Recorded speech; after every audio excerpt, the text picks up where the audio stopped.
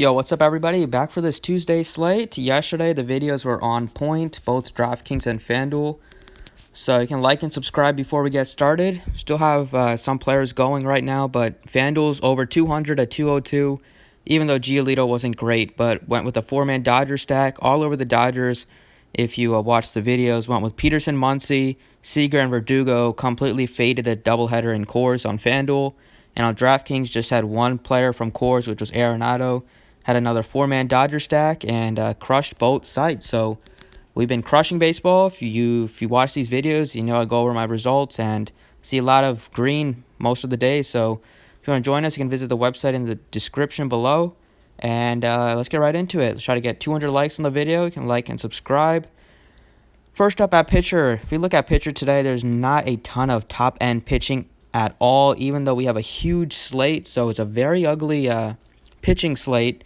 I'm going to go ahead and get a nice secure option in Walker Buehler. He's at 10-2, been pitching so well this entire season, has monster upside. Only bad start that he's had recently was in Coors.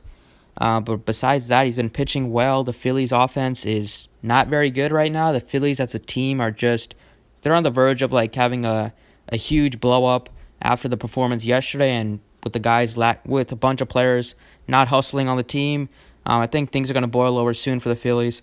And the Dodgers are a team that can capitalize on that because they hustle the whole game. Buehler, just a good option. Good strikeout stuff. Doesn't give up a lot of hits, and is a heavy favorite here and should get plenty of run support. So I like him a lot. And the second pitcher I like is gonna spend down a little bit here for Jack Flaherty. I'm not a huge Jack Flaherty guy when he's not facing an extremely righty-heavy team, but I just think the price tag is fair. We don't have a lot of great pitching options right here in like the mid-range. I think Flaherty can have a decent game. The Pirates are, they're not a tremendous offense, but they have a couple of really good hitters. They just don't strike out that much, but I think Flaherty, given how well he's pitched at home, and they do have some righties in the lineup, I think Flaherty can have a good game. At a 7,400 price tag, he'll put up like 20 points. I think if he gets me like 15 to 25, I'll be happy with that. He doesn't tend to blow up too often, so I think he's a good play, especially in St. Louis, where he's been great this season. At first base, give me Anthony Rizzo. Really nicely priced here at 4,300. Been really good this season, especially against righties, and gets to face a pretty bad righty here that struggles against lefties. Descalfini has been terrible to lefties his entire career. Rizzo murders right-handed pitching. At a 4,300 price tag is too cheap for playing at home in Chicago. If you look at the numbers for him this season, he's been killing it against righties. 302 average, 16 of his 19 home runs against righties, a 562 slugging, and a 260 ISO. And the advanced numbers are pretty good too. 36% fly ball rate, 43% hard hit rate. And we know Descalfini really bad against lefties. That's why I'm looking to stack up some lefties here from the Cubs, and Rizzo is probably my favorite. Him and Schwarber are really good plays. He's given up a 591 slugging and a 309 average to lefties this season. Just gives up a ton of hard hits and fly balls. 50% fly ball rate, 49.3% hard hit rate. One of the highest numbers you will see. I love me some Anthony Rizzo. Second base, give me Jose Altuve. He is starting to heat up, and when he gets hot, he can be hot for like months at a time. Love him here, facing a lefty, just so good. As of late, he has some stolen base upside, although he hasn't really run a lot this season because he's been battling some hamstring. But he's been, bats right up at the top of the order. The Astros have been scoring a bunch of runs lately. Andrew Heaney gives up some power. And Altuve, looking at his numbers against lefties, they are super appealing. He's very, very cheap at 4,000. Seems like a really good play given how hot he's been. He's been batting pretty sure almost 400 over his last couple games, last 7 games or 10 games. I think he's a pretty good option here if we look at the splits for him. Against lefties, his batting average is up to 411, 6 home runs in just 56 at-bats. Just love him here. That gives him a 411 ISO, 821 slugging percentage, and he's really, really hot right now. In July, he's batting 357, and in June, he batted 292. So after a slow start to the season, he's starting to heat up. And Andrew Heaney, we know he does give up some power. And the Astros have plenty of power. And we have some affordable prices on some of these Astros hitters. So I think they make for a decent stack. This season, Heaney's given up a 425 slugging to righties. 47% hard hit rate, gets hit hard, has a 54% fly ball rate, 5.14 xFIP, so the advanced numbers signal that he should be a lot worse to righties, even though he has been decent this year. But the hard hits and fly balls just should tell you the story. I love Altuve. Next up, here we go. It's going to be in the shortstop position. I'm going to go right back to Corey Seager. He came through for us yesterday, and I think it's another great option today on this slate just because Velasquez isn't a good pitcher. He hasn't been good this season, and the Dodgers are so powerful. They all crush righties, especially Seager. He's just so good against right-handed pitching.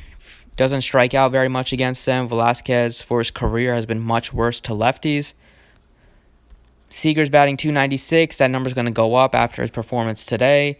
ISO is almost 250. Slugging is over a 540. Just hits the ball so hard, a 42% hard hit rate to go with a 45% fly ball rate.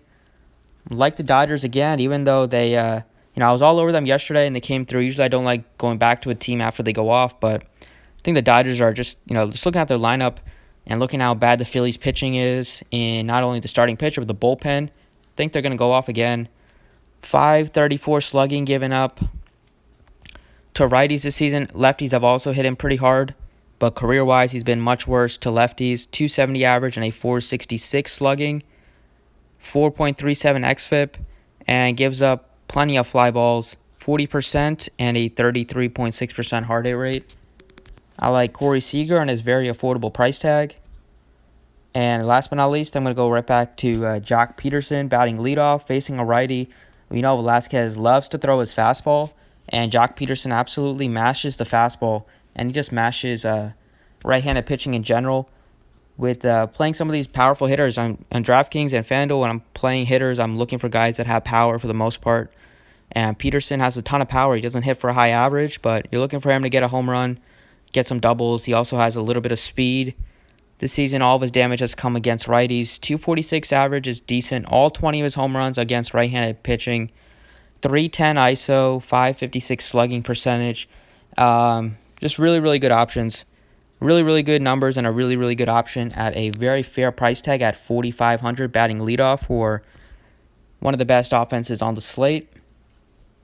So those are 6 players that I like, and I'll talk about some other teams I think you can stack, but if you enjoyed this video so far, be sure to drop a like on it. And here we go. I think the Nationals are a really appealing stack. They're going to be popular. We're not getting great prices on them. On FanDuel, you get incredible prices on the Nationals. I think they make for a tremendous stack on FanDuel. On DraftKings, you can definitely stack up like Soto, Turner, Rendon, but they're super expensive. I love the Dodgers. Already mentioned them. Full-on Dodger stack is in play for me again. Nice and cheap guys like Verdugo, Pollock, Seager's cheap, Turner's cheap, and then Muncy's expensive and Bellinger's expensive, but they should be. Like the Red Sox a little bit. Not going to be super high on the Red Sox, except for I like Benintendi and his very fair price tag at 43. They're just really pricey. 55 for Devers, 55 for Bogarts. It's kind of hard to make those prices work, but I like Benintendi a lot on the Red Sox. Here on the Indians, if the weather holds up here, give me Luplo. I like Luplo. I like Mercado. Now that he's, after he was in a huge slump, hopefully yesterday's performance make him continue to get on a hot streak. I like him. I like Lindor. Ramirez. I like the Indians stack against a bad lefty. Here, not going to have any interest in bats. Over here, give me some Reds. I like them facing a pitcher making his debut and a mediocre pitcher at best. Puig is red hot. I like him. Jesse Winker, if he's in the lineup, 3,600 is a nice option. Jeanette's cheap. Votto's cheap. The Reds are really, really cheap. They make for a nice secondary stack or fillers. On the Cubs, like the lefties, Hayward, Rizzo, Schwarber, top 3 options. Here, I'm not going to have that much interest in the Texas game. I don't love targeting Texas against the lefty. And Lance Lynn has just been so good this season, I'm not going to target that many Diamondbacks against him. Here we have some rain. I'm not going to be super high on this game either. I think there's some better stacks. Same thing here. I'm not going to be very high on the Braves, at least against Woodruff. On the Brewers, I think you can look at the lefties against Wilson, Yelich. I like Yelich. I like Moustakas is nicely priced, and Thames. I like those three, and Grindal if you need a catcher. Here, I'm going to be a lot more interested in the White Sox side than the Royals side. Facing Sparkman and that terrible bullpen in KC. I want all the guys with power, so give me Jimenez at 41, Makata at 5,000, and Abreu at 4,400. Not going to have that much interest in this game for hitters. Cores, obviously, stack it up if you want. The Giants are looking pretty good against Lampert, especially the lefties, like Yastrzemski. Not paying $5K for Dickerson. Crawford is red hot if you want to play him at shortstop. Don't mind him. And Belt's expensive at 48, but it's a cores game. People love targeting cores. And on the Rockies, just looking at a couple guys, Arenado and Story and Desmond, 3 guys I want to play. Think you can even roll Pomerantz and GPPs just because he is super cheap and he has a ton of strikeout upside, and the Rockies strike out a ton. So not ruling out playing Pomerantz. I'm not going to be super high on the Rockies either. Once again, I'm going to fade cores just because the public loves stacking up cores, and for GPPs, as you saw today, if you stacked up the Dodgers instead of cores like I did, had a great day. So sometimes you just got to take a little bit of risk, and it pays off if you're playing some tournaments or even for cash games, because if you played all cores and cash, so many people have that same kind of deal. So if you want to separate from the pack, you got to be a little different. And the last, I'm not going to be that much interest in this game for offense. I think the A's are a little appealing just because they're cheap. Like Chris Davis is still, oh my God, Chris Davis is $3,400. That is an incredible play. Chris Davis is way, way, way too cheap here. I love Davis. That's a, I can't get over that price tag. Play Davis on DraftKings at that price. Play some guys like Chapman is cheap. Simeon is great against lefties. And Pinder. And here I like the Astros a lot. I like a couple guys. Altuve, Bregman at 45, Springer at 47, Alvarez. He still mashes lefties, and you get lower ownership on him. Nice 4-man stack there. And not going to have that much interest in the Angels, especially if Trout's not in there. Just tough to stack the Angels without Trout. Just makes the lineup a lot less appealing to stack. But that's it for this video. Those are the plays that I like. Hopefully you enjoyed the video. Thanks for watching, and good luck today.